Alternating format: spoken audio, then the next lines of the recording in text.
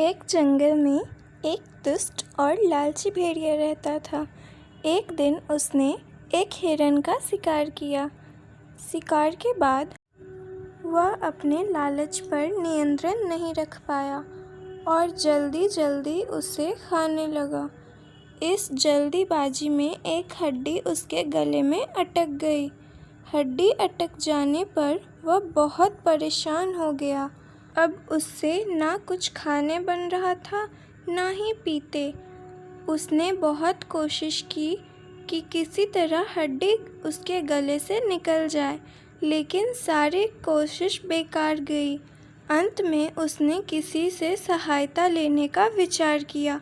वह सोचने लगा कि ऐसा कौन है जो उसके गले से हड्डी का टुकड़ा निकाल सकता है। कुछ देर सोचने पर उसे सारस का ध्यान आया। सारस की लंबी गर्दन और चोंच थी। वह उसके मुंह से अपनी चोंच घुसाकर आसानी से हड्डी निकाल सकता था।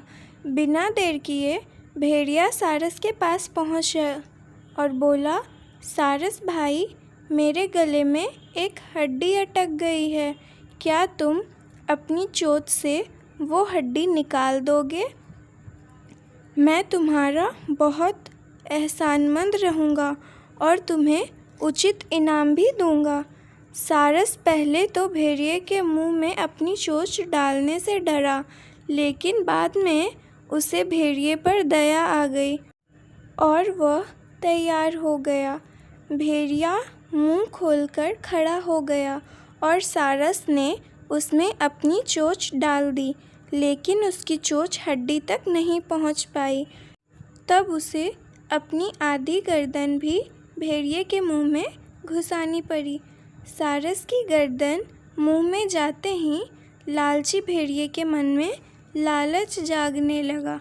वह सोचने लगा कि यदि मैं इसकी लजीज गर्दन को चबा पाता तो मज़ा आ जाता, लेकिन उस समय उसे अपने गले में फंसी हड्डी निकलवानी थी। इसीलिए वह मन मारकर रह गया। कुछ ही देर में सारस ने उसके गले से हड्डी निकाल दी। हड्डी निकालते ही भेड़िया जाने लगा। ना उसने सारस को धन्यवाद दिया, ना ही इनाम। सारस ने उसे रोककर कहा, मेरा इनाम कहाँ है? तुमने कहा था कि तुम इस काम के बाद मुझे इनाम दोगे। भेड़िया बोला, एक भेड़िए के मुंह में अपनी गर्दन डालकर भी तुम सही सलामत हो। क्या यह तुम्हारा इनाम नहीं है? इतना कहकर भेड़िया चला गया और सारस मुंह लटकाकर खड़ा हो गया। सीख: लालची और दुष्ट व्यक्ति से कभी भी उसका काम करने के बाद पुरस्कार की अपेक्षा नहीं करनी चाहिए।